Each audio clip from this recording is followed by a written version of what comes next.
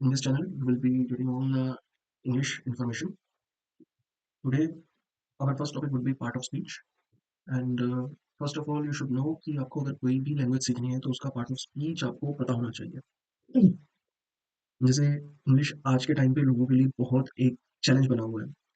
कईयों को तो इंग्लिश बिल्कुल नहीं पसंद होती और कईयों के लिए कप ऑफ टी होती है।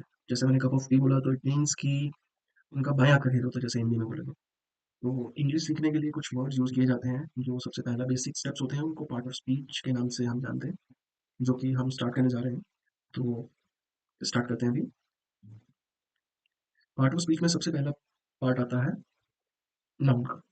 नाउन को हिंदी में ऐसे समझेंगे कि अगर आप किसी भी चीज़ को देखकर, सुनकर, बोलकर, फील कर कर अगर उसको नाम दे पा रहे हैं तो वो नाउन है। जैसे लिखा हुआ है कि names of people, places, things और आइडिया। जैसे आपका नाम राम है, श्याम है, अक्षय है, कुछ भी है, तो किसी भी चीज़ को आप अगर नाम दे पा रहे हैं तो उसको नाउन बोलते हैं। जैसे इसकी एग्जांपल, आपने लड़का देखा, कोई स्कूल है, कोई चेयर है, कोई हैप्पीनेस है, माउस है, लैपटॉप है, मतलब किसी भी चीज़ को the thing which we can name upon, किसी भी चीज़ को नाम दे सकते हैं, तो उसको नाउन बोलते हैं। तो इसमें बेसिकली बस नाम देने की ही चीज़ को नाउन बोलते हैं। किसी भी चीज़ का अगर कुछ नाम है तो वो नाउन है। आगे बढ़ते हैं।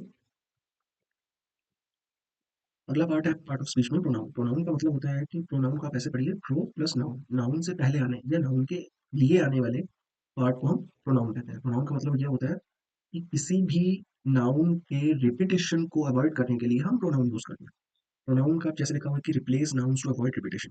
अब जैसे मैं बोलूँ कि अक्षय खेलता है, अक्षय सोता है, अक्षय पीता है, अक्षय रहता है, तो इसमें काफ़ी बार अक्षय आ गया। तो उस अक्षय के रिपीटिशन को अवॉइड करने के लिए जो चीज़ हम यूज़ करते हैं उसको प्रोनाउन बोलते हैं। जैसे अक्षय के नाम से इन्फर करते हैं कि ये लड़का है, तो इसके लिए ही यूज़ होगा। तो जहाँ-जहाँ पे नाम आएगा उसको अवॉइड करने के लिए हम उसके लिए ही यूज़ किया करेंगे। जैसे Ram is going to the market, Ram is purchasing something, Ram is purchasing a car, Ram is purchasing a bat. तो हम स्टार्टिंग में Ram is going to market के बाद he is purchasing a car, he is purchasing something, ऐसे करके इसको यूज़ करेंगे। आगे बढ़ते हैं।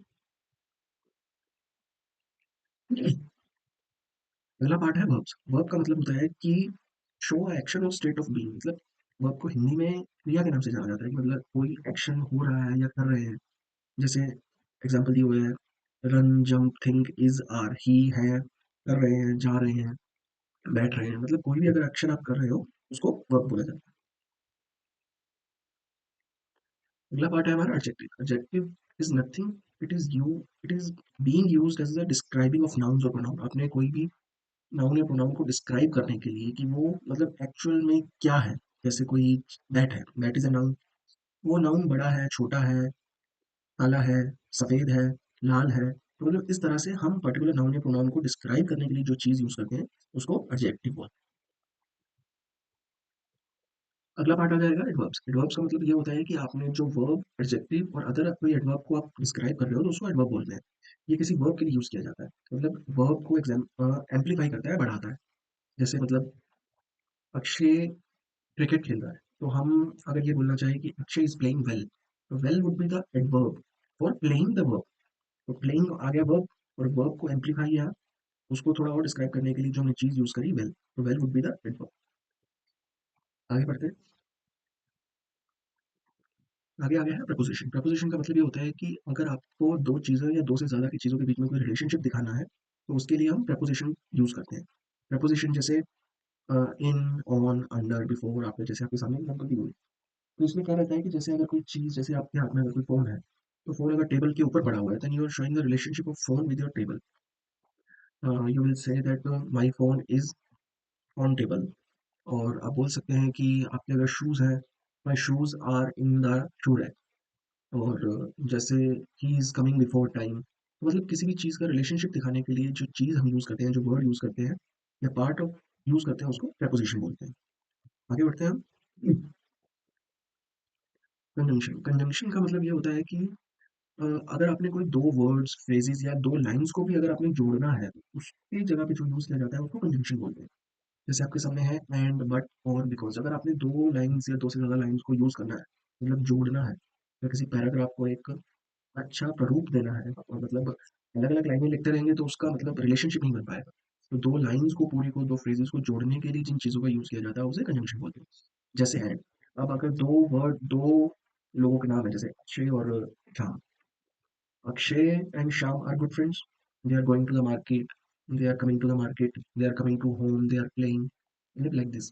अगर इसको पूरे पैराग्राफ को जोड़कर हम एक एक लाइन करेंगे तो उसका कोई अर्थ नहीं बनेगा, लेकिन अगर हम इसको जोड़कर वर्ड्स को और लाइंस को जोड़कर जब जो चीज या जो पैराग्राफ बनाया जाता है उसे जोड़ने के लिए कंजंक्शन का यूज किया जाता है। आगे बढ़ते हैं। इंटरजेक्शंस, इंटरजेक्शंस का मतलब होता है कि स्ट्रॉन्ग इमोशंस को हम जाहिर करना। जैसे इंडिया मैच जीती है तो लोग कहते हैं हु हा हा, रे, मतलब स्ट्रॉन्गली उस चीज को क्या कहते हैं उसको, मतलब स्ट्रॉन्गली जाहिर करना।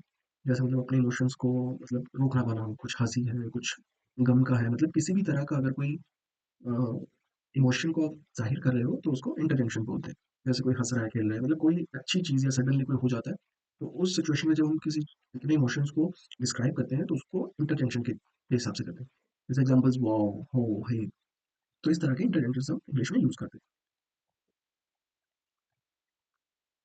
तो थैंक यू। अभी तो पार्ट ऑफ स्पीच हमने आज स्टार्ट किया है, and I will assure you कि आप इस चैनल पे अगर आए हैं और मतलब फर्दर भी अगर आते हैं तो आपकी जो इंग्लिश का जो मेन इशू है, मतलब समझने का, मतलब बिल्कुल बेसिक्स है, तो इस चैनल पे आपकी आकर जो यात्रा है वो खत्म हो जाएगी। मतलब इस चैनल पे बहुत ही यूजर फ्रेंडली और बहुत ही आसान भाषा में आपको इंग्लिश सिखाई जाएगी, जिसके बेसिस पे आप इंग्लिश बोलना, लिखना और मतलब समझ पाना बहुत ही आसान हो जाएगा आपके लिए। उसके बाद जैसे ही अब ये मेरे ख्याल से 8-10 दिन का, 1 हफ्ते का मैक्सिमम ये होएगा आपका, मतलब इसका सेशन चलेगा। जैसे अभी हमने बेसिक इसकी ब्रीफ ब्रीफ इन्फॉर्मेशन पढ़ी, नाउन प्रोनाउन एडजेक्टिव वर्ब क्या होते हैं, तो फर्दर जब हम इस पे काम करेंगे तो हम इसका 7 एक दिन तक का इसका चलेगा काम। और फिर जब ये पूरा हो जाएगा तो उसके बाद इंग्लिश को बेसिक से एडवांस लेवल में, जैसे मतलब जैसे बड़े बड़े इंग्लिश न्यूज़पेपर्स होते हैं, अच्छे अच्छे न्यूज़पेपर, सबसे बड़ी बात होती है कि इंग्लिश सीख कर बोल भी लेते हैं, लेकिन सामने वाला इंग्लिश में क्या कह रहा है ये समझना बहुत मुश्किल हो जाता है कई बार।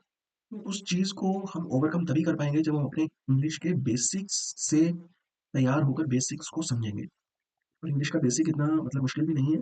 और इंग्लिश को अगर अपने आपने अगर सीखने का बना लिया है मन, तो मतलब this channel would help you. तो मिलते हैं फिर अपनी नेक्स्ट वीडियो में, नाउन के साथ हम अपनी क्लास स्टार्ट करेंगे। और इस चैनल पे ऐसा नहीं है कि मतलब मैं आपको कहूँ कि आप ये कर लो, ये बुक कर लो, वो बुक कर लो तो आपका हो जाएगा। मतलब मैं जो सिखा रहा हूँ या जो पढ़ा रहा हूँ आपको बहुत ही ईजी लैंग्वेज में है, जिससे आप बहुत ही ईजीली इंग्लिश सीख पाएंगे। और धीरे धीरे मतलब आ जाएगी आपको, इसमें कोई बड़ी बात नहीं है। और चैनल को फॉलो करते रहिए। और अगली जो हमारी सीरीज आने वाली है 7 से 8 दिन के लिए, तो पार्ट ऑफ स्पीच को डिटेल में बताया जाएगा, जिसमें आपको एग्जांपल्स करवाई जाएंगी, एक्चुअल में नाउन क्या होता है, किस तरह के होते हैं, कितने प्रकार के होते हैं, मतलब वो सब तरह की इन्फॉर्मेशन आपको इसमें मिलती रहेगी। तो चलिए यहीं पे सेशन का एंड करते हैं, मिलते हैं आपसे अगली वीडियो में। Thank you, goodbye, take care.